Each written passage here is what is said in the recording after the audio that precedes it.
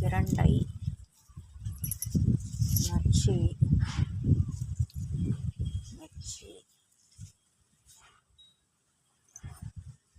செம்பருத்தி, மருதாணி, மாதுளை, பசலைக்கீரை, வெள்ளைக்கரிசலாங்கண்ணி கீரை, முடக்கருத்தான் கீரை, வெள்ளைக்கரிசலாங்கண்ணி, புளிச்சக்கீரை, தவசி முருங்கைக்கீரை,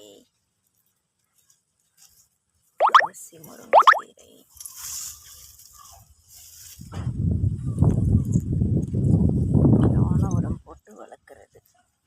காய்கறி கழிவு, பழக்கழிவு,